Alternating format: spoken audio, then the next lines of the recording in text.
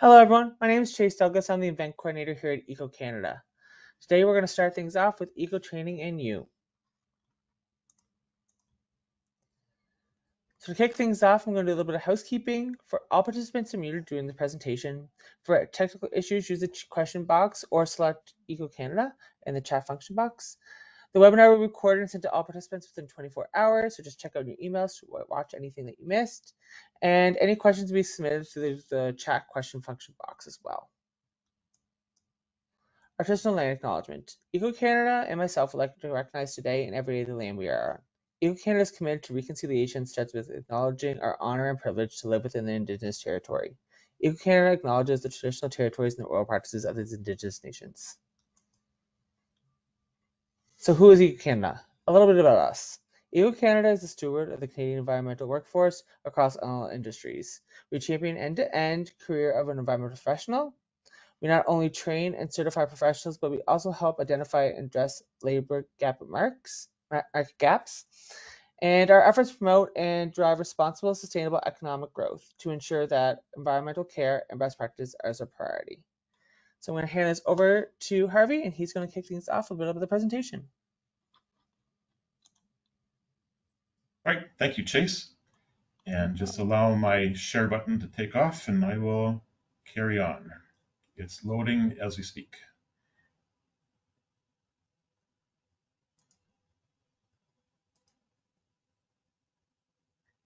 Okay, Chase, is that showing up, the first screen?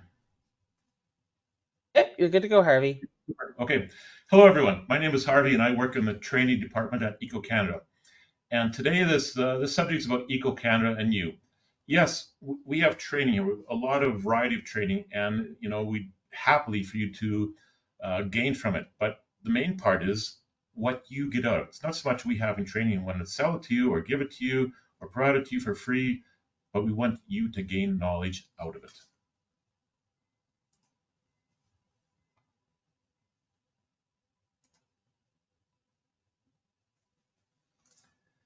The training department's mission statement is to promote lifelong training through environmental learning.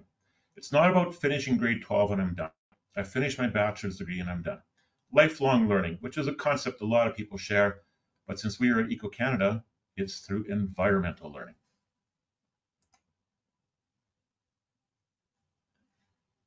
So we have an emphasis here to build relationships. Now, we'd like to listen to what you have to say. It's not about you saying, hey, we want this training, you want that training, but we want to hear what you're really experiencing.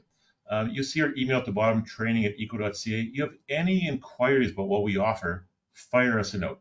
If you see something that we don't have and you think we should have, fire us a note. You've taken our training and like it, or if you've taken our training and you don't like it, fire us a note. We like to hear what you have to say. You are the eyes and ears of what the demands are out there. You think of something that you think is coming around the corner and is going to be really hot next year and people need to know about it, let us know. We'd love to hear the eyes and ears on the ground, which you guys all are. I'm going to show you the difference between entertainment and education. Let's show some examples here. Entertainment, we go to a class, watch videos, discuss concepts, and share ideas with others. For education, we go to class, watch videos, discuss concepts, and share ideas with others. At first part, they look pretty much identical. But for entertainment, we return to our office and do things the same old way. But for education, we return to our office and implement new ideas or techniques or new strategies, make things improve. So what's the difference? Well, in the old days, you might have seen a lecturer or a teacher where they're providing information and there was no glimmer and glamour to it. They just gave it and you had to suffer through it and try and absorb it. They were trying to teach you. Then the Hollywood version came out saying, let's make it fun, let's make it exciting, let's put some glitz and glamour into the training. But people had a great time, so it was fun, it was interactive, but what did they learn? So it has to be a combination of both. It has to be some raw data to make you a little bit more knowledgeable of what you're searching for, but it has to be done in a fun way so you actually have fun absorbing. But the key thing is you have to absorb something and take something away and do something differently after it was over. That is our focus for our training. if you look at one of our training web pages, you'll see something like this, and basically it's broken down into webinars and courses and workshops. And I'll get to those definitions more later, but real briefly, webinars, I know you know what those are. Online courses are things that are asynchronous. You can do them any time of day. You can do it at 3 o'clock in the morning. You can do it at supper time on Sunday, no big deal. And the workshops are done by person. They're human led, not AI led. They're human led. And they could be online or they could be in person. And then we have a wide variety of courses. You can select your variety and look for certain topics that we have, and also by pricing. But that's more fine grained. We won't get into that very much here.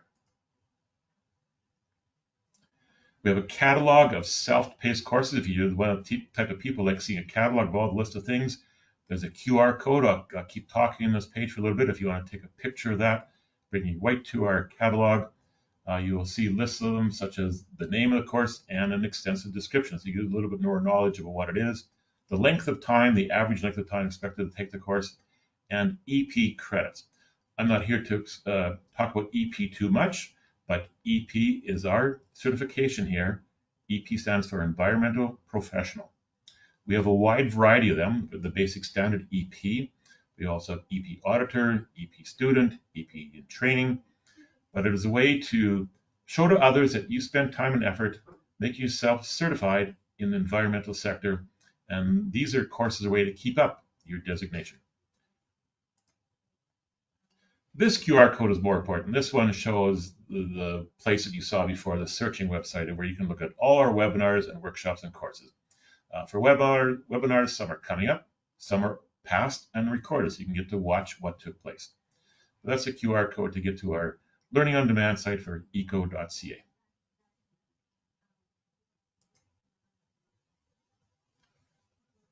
But let me talk about WIFM. Hopefully, some of you know the term WIFM. It stands for What's in It for Me.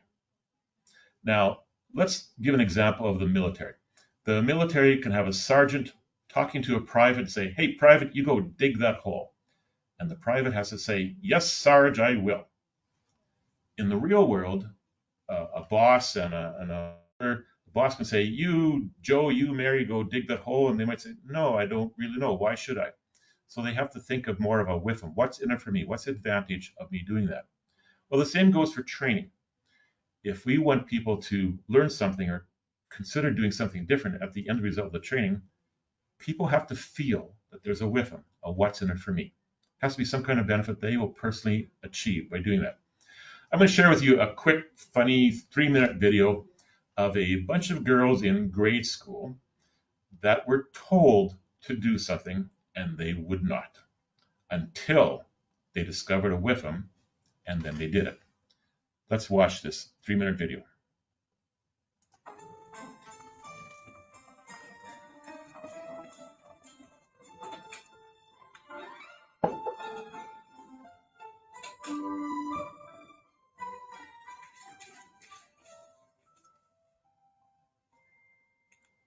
Mason Maxwell, I love your face.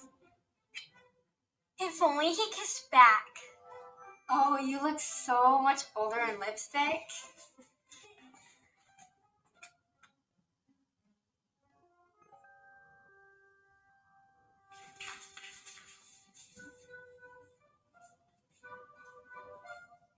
Whatever. Girls, let's leave our mark. Let's go.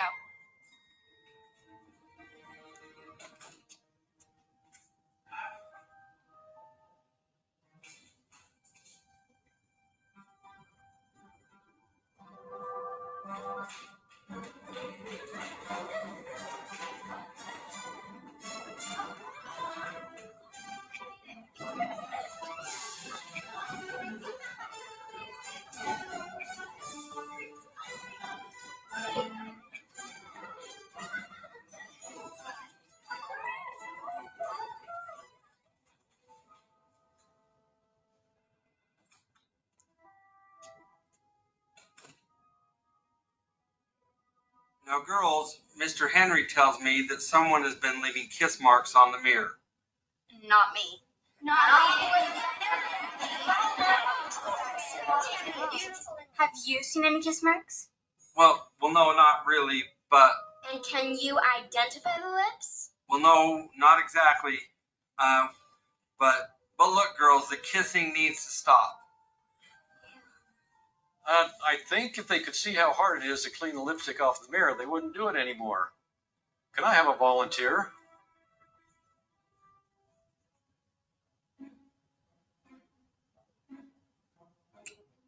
Now, let me show you how it's done.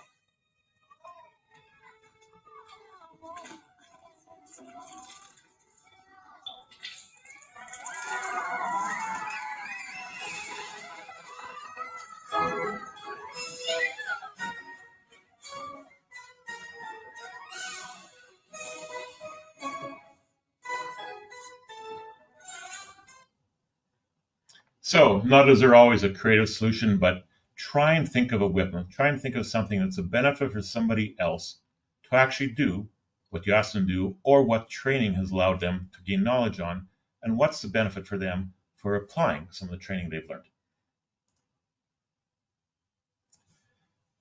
The ability to speak several languages may be an asset, or probably is an asset, but the ability to keep quiet in all languages is priceless. I'm going to share with you a video. We partner with a company called Crestcom. I'm share with you a video about listening skills. I know pretty much everybody has been taught writing skills. Some people get taught speaking skills. But how many people get taught listening skills? This is a 5-minute video on the advantage and the knowledge you can get just simply by listening more attentively. Have a view. The challenge is make a conscious choice to listen. Keep this in mind when you have people who don't listen well to you. Many times by going into their office to have a conversation, you've already lost the battle because they will not pay attention to you. They will pay attention to their computer or the calls that interrupt them. The place and the location are as important as anything else. Look like a listener. Where your eyes are is where your focus is. Now, I'm looking at the screen. I could probably repeat back what you're saying to me. But the message I'm giving the person is that you're not critical or important. Mary Kay, one of America's most effective entrepreneurs, had a sign on her desk that read, "Pretend around the neck of every employee is a sign that reads, 'Make me feel important.'" Listening is one of the key ways you communicate to another person that you are vital and important to me. Where did she get the idea for that? She said early on she was impressed by a speaker. At that time, she wasn't listening to tapes. She was listening to 78 records. In listening to a speaker and reading his works, she decided to go hear him speak. Afterwards, she went through the line to get him to sign the book that he had written. She noticed something. The speaker was spending time looking down the line to important people that were coming. And when they came to her, he did not even put the right name in the book. She said, "If I ever become somebody, I will make sure that I make people feel important." Your focused attention makes people know that I care about what it is that you're saying. Another key point about listening. Let people know if it's not a good time to talk. You've heard the statement before, "I always have an open door." Here's the frightening thing. You can have an open door and a closed mind. How many of you would like to know when your boss is approachable? Many of us go to our secretary or we go to somebody else. Is it a good time? I had one executive, and I'll never forget this guy. I was at a company, and I came in to talk about a program I was going to do with them. And I noticed that one of the executives had above his office door a stoplight, and it was red. I couldn't figure it out. All of a sudden, I looked over, and it was green. And so I asked the guy, I said, "What's with this stoplight?" The guy said, "Well, we had 360-degree feedback. And this guy is sometimes a great listener, and sometimes he's lousy. In fact, he was described by one person as Dr. Jekyll, Mr. Hyde. He can be a great listener, but he can also be abusive when you come in at the wrong time." When he saw that statement on his 360-degree feedback, he immediately realized they were right. So he got the whole team together and he said, look, you guys are right. I know sometimes I don't listen well. Help us. Let's figure out a way we can problem solve together to beat this. One of the people said, it'd be nice if you could give us a sign. Now, obviously, the guy is somewhat of a concrete thinker because he immediately said, I have one. I have a traffic light at home in my garage. I'll bring that in. And the guy said, no, I didn't mean a real sign. I meant just, some way of indicating. He said, no, I like the sign. He said, I'll have it on red, and if it's on red, do not interrupt unless blood is involved, or it may be yours. Green, great time, put all calls through. It's a good time to talk. I will work with my secretary to keep me on green 40% of the day. How many of you would agree having 40% of the time available to talk with somebody? That's a pretty high percentage. How many of you need time to get work done? How many of you have times you need to be not interrupted? I had to meet this guy, so I went over and I asked him, I said, tell me about your sign. I said, do your people like it? I loved his reply. He said, ask them. I could be biased. So I immediately over lunch, I just went around and I talked to some of his team. I said, tell me, what do you think about this light business? And this one guy was great. He said, I was embarrassed when he put it up. We are the only division whose division head has a traffic light. And then I realized he actually used it. And when it was green, he was very approachable and it was easy for me to talk. I love it. I only go in when it's green. I went back and I told the guy, I said, do you actually mean that when it's red, blood has to be involved? And I loved his reply. He said, are you kidding? Who takes seriously anybody who has a traffic light above their nose? I just know if somebody comes in when it's red, what do you know?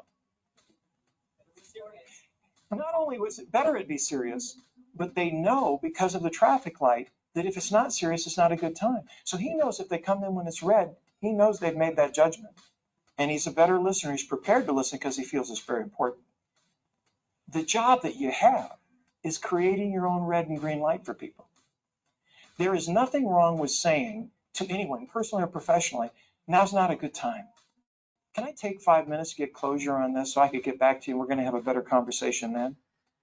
If my wife interrupts me 5 minutes from the end of a football game that is close, the quality of our interaction is going to be minimal. And I believe it's appropriate to say she is oblivious to the game. She could care less. She does not think it's important. It is important to me.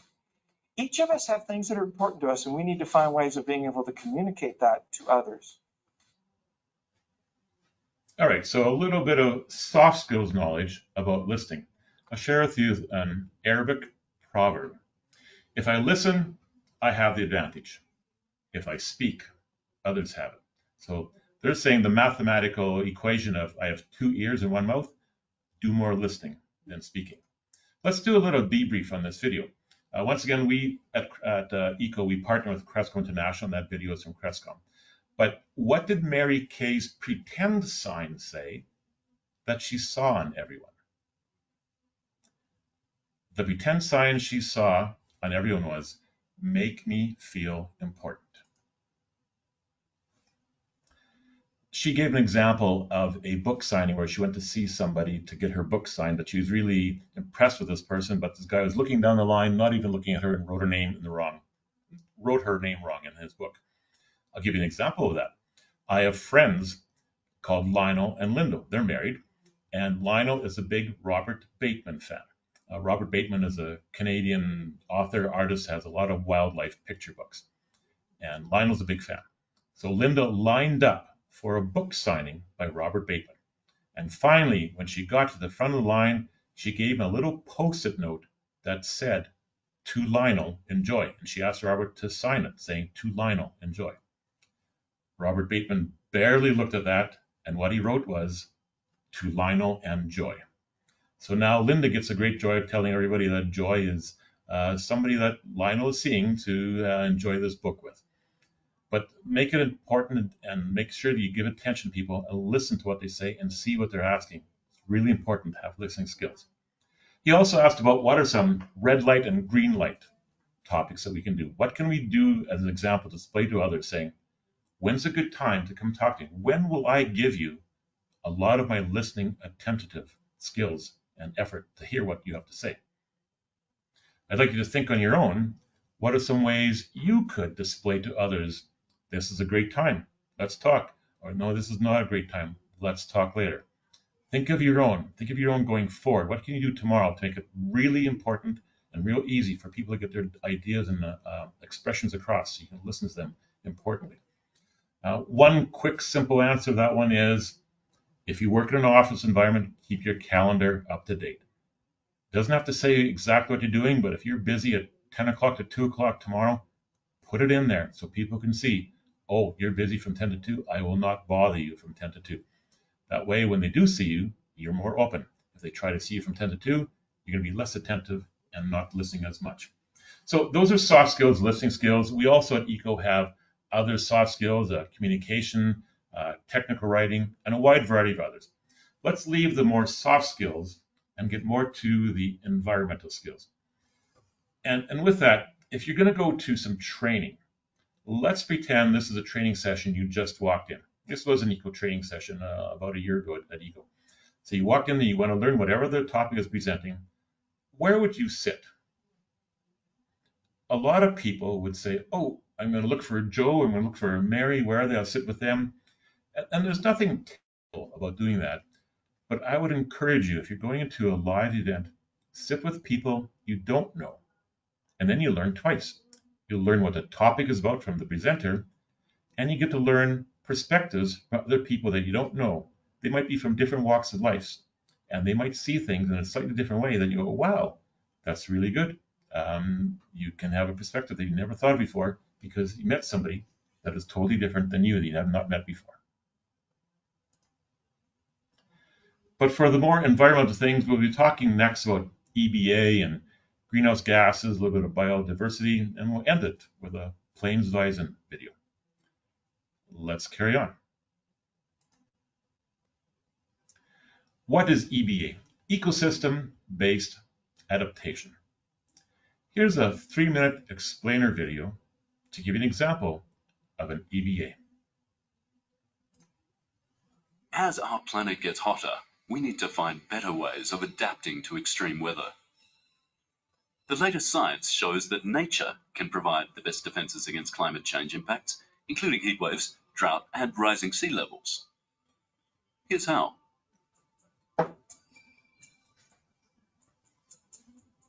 As the ice caps melt, sea levels are rising. Many major cities are already threatened by flooding and erosion. Now, we can try to fight this with expensive projects like building seawalls, but there's often a more holistic and cheaper solution. Nature.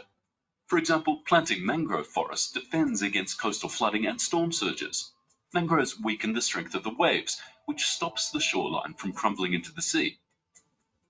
Coral reefs also provide flood defenses by breaking big waves and absorbing their energy before they hit the shore.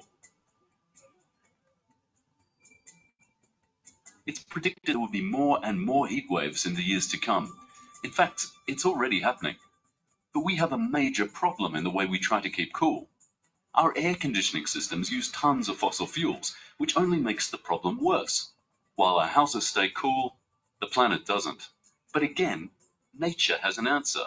Bringing nature into cities can help keep the temperature down. Trees release water through their leaves, just like we cool down by sweating. And urban lakes and rivers also help keep temperatures low. And by using nature, we get extra benefits. Green spaces filter toxic air pollution. They can be used for recreation, and they're beautiful. Drought is a major impact of climate change, and scientists predict it will become even more common in the years to come. This is a major problem, especially in poorer parts of the world where many people still rely on rain for farming. The trees and wetlands act like sponges, absorbing water and recharging groundwater supplies. So when we cut down trees, droughts get worse because rain flushes straight through the soil instead of being stored for times of need. But when we keep our forests, lakes, and rivers healthy, then we're also protecting our water supplies. Coastal erosion, heat waves, and drought are just some of the climate impacts that can be tackled using nature. This nature-based approach is called ecosystem-based adaptation, restoring and protecting ecosystems to help people adapt to climate change. But the really amazing thing about ecosystem-based adaptation is that it protects both people and planet. When we use nature to defend ourselves from climate change, we also create space for plants and animals to flourish. A lot of environmental news can be pretty bleak. From starving polar bears to melting ice caps and disappearing forests, it can be hard not to focus on what's going wrong. But ecosystem-based adaptation is about focusing on what we gain, not on what we lose. Today, there's no need to choose between nature or people. Now, it's nature for people.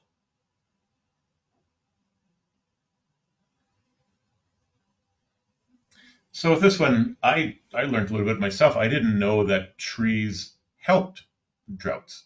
I thought they would suck in the water from the earth and use more of it, but no, some of the nature or some of the attributes they have actually can assist for reducing the drought impacts. And for mangroves, I like that part where planting mangroves can actually help prevent erosion. So a lot of things nature has out there already can do things better than some man-made things of building seawalls or etc. So we saw a little bit more about what nature can do, but now how can we apply it? What are some applications of EBA right in this country? What are some things we're doing here in Canada? Have a view of this one. When you think of fire, a few things come to mind.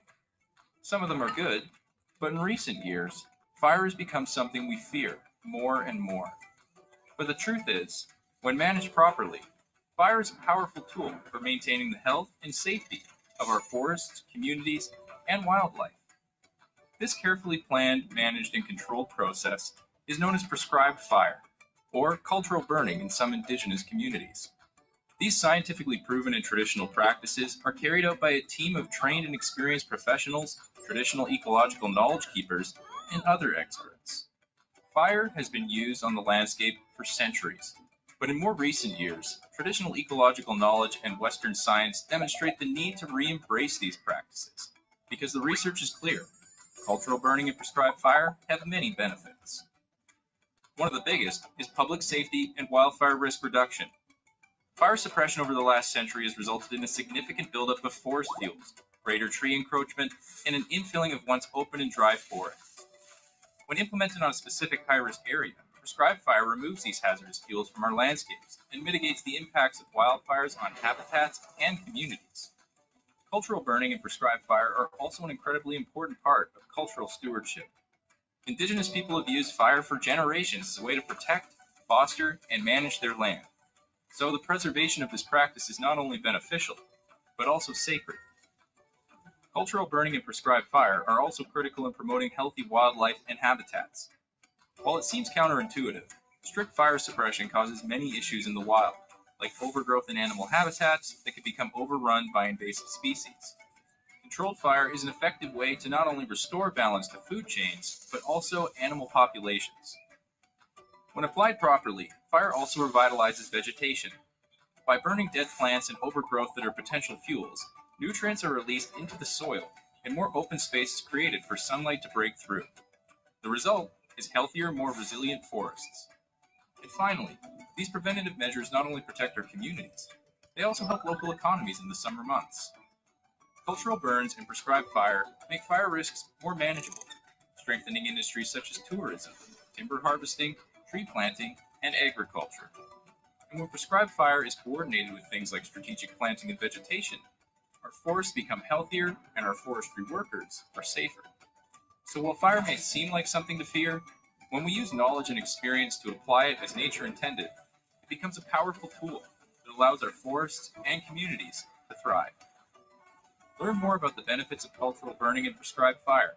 Visit firesmartbc.ca/prescribed fire. You know, I just heard on the radio this morning statistics on fires in Canada, the wildfires, where the forests are grass. And the statistics are showing that man-made fires, like campfires or cigarettes, are reducing. The natural fires, such as lightning, are increasing. And so with over 100 years of suppressed fires of, oh, we see a fire, let's not make it happen, let's put it out quick. And the forests are starting to accumulate into just a powder keg of being able to take off quickly and rapidly. So prescribed fires and cultural burnings have a different impact and a positive impact, not only in reducing the big ones in the future, but on promoting healthier species that are out there. For greenhouse gases, I don't have a video, but basically, greenhouse gases are gases that trap heat in the Earth's surfaces, causing our climate to warm. Now, we need greenhouse gases, the Earth does, but an excess can cause warming or too little can cause cooling. And we have some greenhouse gas experts in our midst right now developing courses that will probably be ready for the fall. So if you want some Eco Canada greenhouse gas webinars or courses, they will be available by this fall. We actually had a webinar maybe 2 weeks ago, and there will be more, but the actual courses will be coming up in the near future. So what are cumulative effects? Something really, really tiny, oh, it's no big deal, I just threw one tiny bottle cap away, nothing to worry about. Well, they all add up. Let's see what some cumulative effects are and how they all add up. Consider this plastic bottle, a single ocean wave, or this small drip of oil from a vehicle. Individually, these aren't usually a big deal, but they can add up over and over and over. They contribute to what we call cumulative effects, and they can negatively affect ecosystems, communities, health, and economies. In the same way that a path becomes worn when people use it over and over, cumulative effects add more and more stress to ecosystems, even if that's over years or decades. Some of these stressors are natural, and some are caused by human activity and development. Let's look at water quality as an example. Effluent from a variety of industrial sites and activities, the clearing of land, contributing to erosion and silty water from extreme rainfall, pesticides, fertilizers, and organic waste, and sediment coming from farms, golf courses, and gardens. Pollutants from urban runoff like oil and gas that might have spilled or dripped on the road. All of these things can add up and interact with each other, cumulatively, to lower the quality of our water and compromise the habitats of species that rely on that water, like fish and birds. The same kinds of things can happen to air quality through vehicle and industrial exhaust, chimneys, fertilizers, and forest fires. And wildlife habitat can be stressed by forestry, urban encroachment, pipeline construction, transmission lines, new roads, and more. Sometimes quickly, sometimes slowly, but very surely, these stressors take their toll. They can result in loss of habitat for wildlife, affect wetlands for waterfowl, increase air pollution, and possibly affect human health.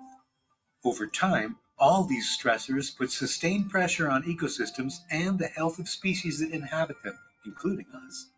By monitoring, studying, mitigating, and collaborating with others, we are working to understand and manage cumulative effects. And you can be part of the solution too. So next time you think one plastic bottle, one drip of oil isn't a big deal, think about the impact of this happening 1,000 times, 1,000,000 times. It all adds up. Every action counts. The choices we all make matter.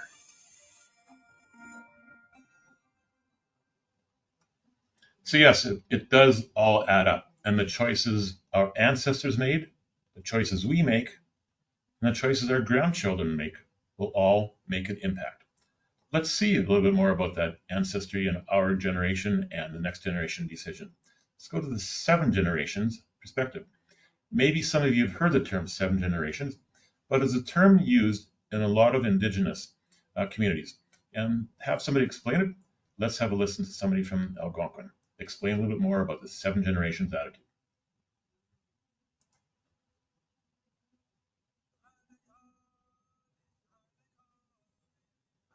it's timely, actually, that we're considering things like sustainability and resiliency as we prepare for the generations that are coming after us. There's a teaching that's found within many indigenous cultures that talks about the 7 generations, the need to consider our impacts on each other, on our environment, and for those faces who have yet to come. So when you see the 7 generations represented in a pictograph or in an illustration, you'll see that these 7 figures are connected. You'll see that there's a thread that binds all of them. And this again reinforces and really causes us to consider our relation, our interconnection, and our dependency on each other from those that have come before us and for those that will come after us. The teaching places us within a continuum whereby each one of us has parents, and for many of us, we've been lucky to spend time with them, to learn from them, and to teach them. We've also, therefore, had grandparents. Many of us are lucky that we've had time to spend with them, to learn from them, and to teach them. And though many of us don't remember it, perhaps neither do they, we have had time with our great-grandparents. We've had time to learn from them, to teach them, and really absorb some of their journeys within their time on Earth. If we're lucky, we'll each have a child. We'll have time to learn from them and to teach them. If we're really, we'll also be able to spend time with our grandchildren. We'll have time to learn from them. We'll have time to teach them. And if we're really lucky, we'll be able to spend time with our great-grandchildren. The point being, though, is that each one of us spends time in each one of those areas. We spend time as a great-grandparent, a grandparent, a parent, a child, a grandchild, and a great-grandchild. And so the foundational principle of the 7 generations, as I know it to be, is that our choices, our behaviors, and our mistakes reverberate that far throughout history. And so really we challenge ourselves, we challenge each other to make our decisions and our impacts within creation, within that timeline, to respect and care for those 7 generations.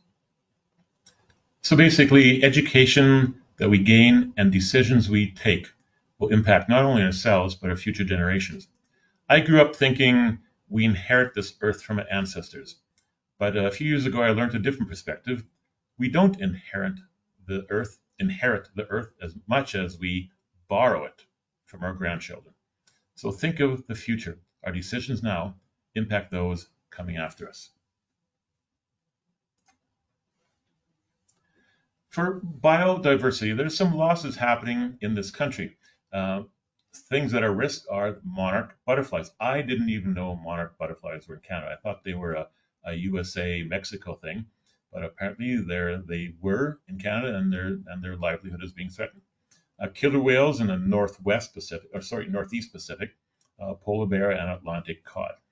But the interesting thing in the bottom there is in 1978, 17 species were identified at risk. Now they're over 800. What can we do as decisions going forward to mitigate these things? What kind of knowledge or learnings can we have and decisions from ourselves as individuals or as companies going forward that will assist the situation? I'm going to go to our last video today, and this is a simple one about the plains bison. There's some things in here that I didn't know the bison in general assist us with, but let's have a quick look at this 2-minute video.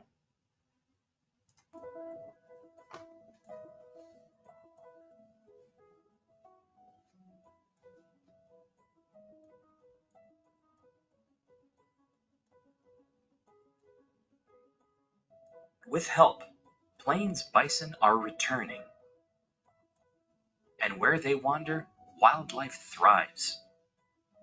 Where bison graze, the mosaic of tall and shortened grasses become habitat for ground-nesting birds, as well as the burrowing owl, whose dens had all but disappeared from some of these sprawling grasslands. Small mammals, like prairie dogs, also enjoy ideal habitats where bison roam. And with more small mammals settling in, scavengers, like the swift fox, have better opportunities to catch a meal. The bison's trampling helps wildflowers and shrubs grow, much to the delight of their old, shrub-loving friend, the pronghorn. And the bison's thick, Dense wool is great for building nests and keeping newborn chicks warm. Where bison roll, they leave shallow craters called wallows, which collect water from the infrequent rains and spring runoff. These small pools provide drinking water for wildlife on the prairies and create habitats for amphibians, insects, and plants. Thanks to conservation groups, indigenous communities, and all levels of government, several small herds of plains bison are helping restore balance in the Canadian prairies.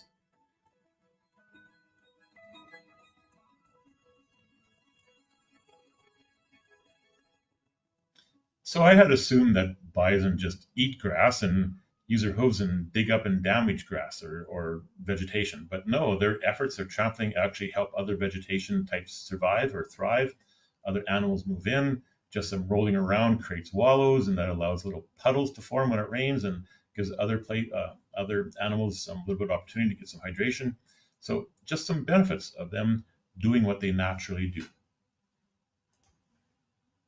So at Eco Canada, we have trainings in three types. Instructor-led workshops, whether they're virtual or in person. We have online courses you can do at any time of day. And of course, webinars, you can join when they're live, and many of them get recorded and you can watch them later on. We'll get to the question period right now, but I'll leave this QR code on there one more time. If you want to learn about our courses that we have, just by all means, go to that website and have a look, and you'll see the variety we have. You can do searches based on the criteria you're looking for. But really, if you want just to take the easy way out, just email us, training@eco.ca. Say, hey, do you have any course on this? Or I think this would be a good topic, or whatever. We're listening. We'd love to hear what your opinions are or what you're searching for. And with that, I'm going to stop sharing my slide. Hey everyone, thank you very much, Harvey. I really appreciate that. I'm just going to jump into the questions here. Someone just asked, hi, I have no experience, but I really want to get in the environmental. How do I know where to begin? Wow, excellent question. How do I know where to begin? Check out our site. We have something which is a term called wage funding, and individuals can apply and companies can apply. And what happens there, if you're selected, you get subsidized wages. So, for example, maybe a company is paying $20 an hour and they'll get subsidized $15 an hour. Now it only costs them $5 an hour if you're a successful applicant in this application. And you will get hands-on experience, and the company itself will get people doing the job for a reduced cost. So it's one way of applying. You can actually get a real job in the environment and check it out to see if this is something you'd like to do. So look up the wage funding on Eco Canada and see what opportunities there are there and apply if it's something that interests you. So that's one way of checking it out. Another way is we have a lot of free webinars. So go into our webinar section in our training page and look at them and just see what people have had to say or explain or show in the past, and see if that intrigues you, saying, yes, that's my calling, or man, I'd like to know more about that particular avenue. Awesome. Thanks, Harvey. Is there any other questions coming from the audience? Give you a few minutes to see if there are any more questions coming in.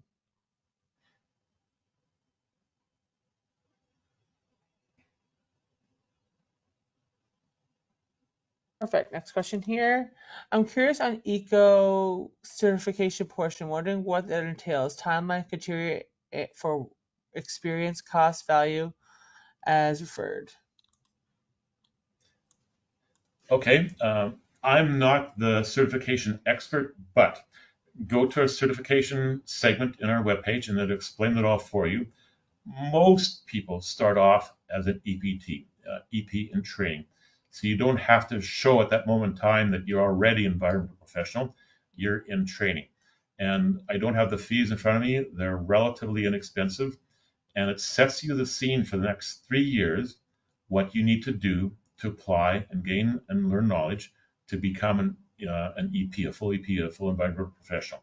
And by that time, you have immersed yourself in the industry, you immerse yourself into So a wide variety of segments and knowledge from a variety of aspects, and you can then determine this is the path I want to pursue and narrow it down instead of going the shotgun approach and doing everything. Now do the rifle approach and go to a certain segment and follow that down. But I don't have the price in front of me, but the EPT training is an inexpensive way to check it out. And by doing so, you immediately get some advantages. For example, you get a bunch of free trainings right at the get-go.